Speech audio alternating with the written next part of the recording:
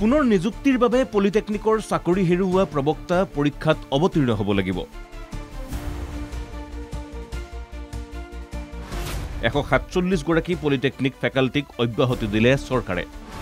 তেওঁলোক অংশকালীন হিচাপে নিযুক্ত হৈ আছিল বুলি মন্তব্য শিক্ষামন্ত্ৰী ৰণোজ পেগুৰ। পৰীক্ষাত বহিলে অভিজ্ঞতাক প্ৰাধান্য দিয়াৰ ঘোষণা শিক্ষামন্ত্ৰীৰ। নহয়, প্ৰতিবাদ কৰাটো ভুল নহয়। তেওঁলোকৰ আৰম্ভণিৰ নিযুক্তিয়ে আছিলে পাৰ্ট টাইম বা অংশকালীন। গতিকে তেওঁলোকে নিজে জানে যে আমাৰ চাকৰিটো স্থায়ী নহয়, আমাৰটো পাৰ্ট টাইম, আমাৰটো অংশকালীন চাকৰি বুলি তেওঁলোকে জানে। গতিকে নিয়মীয়া চাকৰিৰ কাৰণে তেওঁলোকে তাত অংশগ্ৰহণ কৰিব লাগিছিলে। ইতিমধ্যে নিয়মীয়া নিযুক্তিৰ এটা পৰীক্ষা অনুষ্ঠিত হৈ গৈছে, দ্বিতীয়টো পৰীক্ষাও সুকলমে অনুষ্ঠিত হৈ গৈছে, তৃতীয়টো পৰীক্ষাও অনুষ্ঠিত হ'ব। গতিকে নিয়মীয়া প্ৰক্ৰিয়াত অংশগ্ৰহণ কৰিবলৈ মই অনুৰোধ জনাইছোঁ। অসম চৰকাৰৰ কোনো বিধি ব্যৱস্থা নাই যে অংশকালীনক পূৰ্ণকালীনলৈ ৰূপান্তৰ কৰি দিয়া। ৰাজ্যত আন্দোলন নাই বুলি মুখ্যমন্ত্ৰীয়ে বাৰম্বাৰ কৈ থকা কথাষাৰ এইসকল শিক্ষকৰ কাণত হয়তো পৰা নাছিল।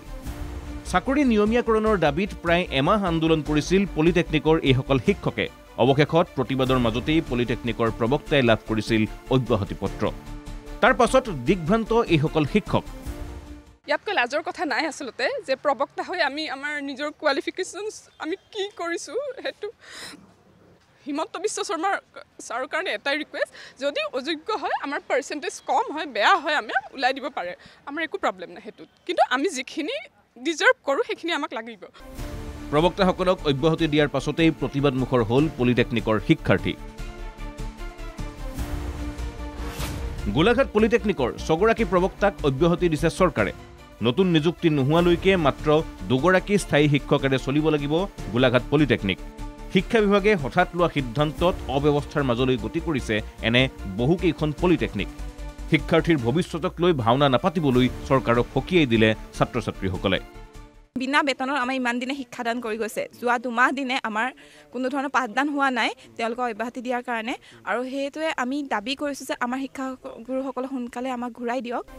চৰকাৰৰ সিদ্ধান্তৰ পিছতেই শিৱসাগৰৰ পলিটেকনিকতো দেখিবলৈ পোৱা গ'ল ছাত্ৰ ছাত্ৰীৰ প্ৰতিবাদ।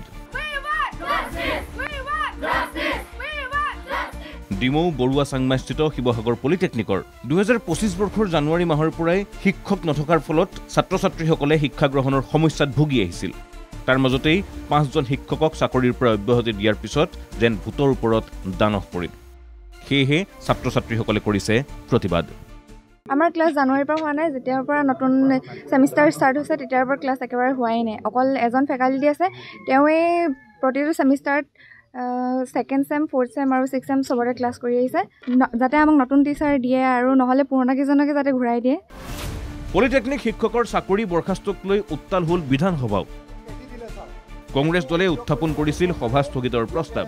অধ্যক্ষই সভা স্থগিতৰ প্ৰস্তাৱ নাকচ কৰাত প্ৰতিবাদ সাব্যস্ত কৰে বিৰোধী বিধায়কে। হাতে হাতে প্লেকাৰ্ড লৈ অধ্যক্ষৰ ওচৰত প্ৰতিবাদত সহযোগ অখিল গগৈ, মনোৰঞ্জন তালুকদাৰৰ। AIUDFৰ বিধায়কৰো প্ৰতিবাদ প্ৰবক্তাসকলক অব্যাহতি দিয়াৰ বিৰুদ্ধে। বিৰোধীৰ প্ৰতিবাদত 10 মিনিটৰ বাবে সদন স্থগিত ৰাখে অধ্যক্ষই। বিষয়টোক লৈ সদনৰ বাহিৰত প্ৰতিক্ৰিয়া ব্যক্ত কৰে বিৰোধী দলপতি দেৱব্ৰত শইকীয়াই। আন্দোলন কৰা ব্যৱস্থাটো বিজেপি চৰকাৰ মুখ্যমন্ত্ৰী ডাঙৰীয়াৰ সহ্য নহ'ল আৰু 147 জনক ছাঁটাই কৰিলে। ইয়াৰ প্ৰতিবাদত আমি আলোচনা কৰিব বিচাৰিছিলোঁ। আজি সভা স্থগিত যি প্ৰস্তাৱ, ইয়াক আজি মাননীয় অধ্যক্ষই অগ্ৰাহ্য কৰিছে।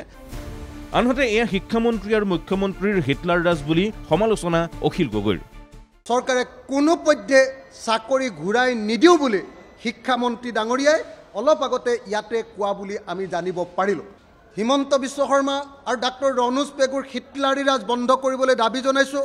মেধাৱী আমাৰ শিক্ষাগুৰুসকল, ফেকাল্টি মেম্বাৰ্ছসকলক চাকৰিবিলাক নিয়মীয়া কৰিবৰ কাৰণে, চাকৰি ঘূৰাই দিয়াৰ লগতে চাকৰিবিলাক নিয়মীয়া কৰিবৰ কাৰণে, চাকৰি ৰেগুলাৰাইজ কৰিবৰ কাৰণে দাবী উত্থাপন কৰিলোঁ। ইপিনে সংবাদমেলত চৰকাৰৰ স্থিতিক সমালোচনা কৰে প্ৰদেশ কংগ্ৰেছৰ সভাপতি ভূপেন বৰাই। আত্মনিৰ্ভৰশীল অসম হিমন্ত বিশ্ব শৰ্মাৰ এতিয়া হৈছে আন্দোলন। এতিয়া চাকৰি কিয় গ'ল? কাৰণ তেওঁলোকে আন্দোলন কৰিছে, অৰ্থাৎ তেওঁলোক মনে মনে থাকিব লাগিব। সকলো পক্ষৰ আবেদন নিবেদন অগ্ৰাহ্য কৰি স্বস্থিতিত অটল থকা চৰকাৰে শিক্ষাৰ্থীসকলৰ ভৱিষ্যতক লৈ কি চিন্তা কৰিছে? এতিয়া উত্থাপিত হৈছে চৌদিশে মাথো সেই প্ৰশ্ন। Bureau' report, NKTV+।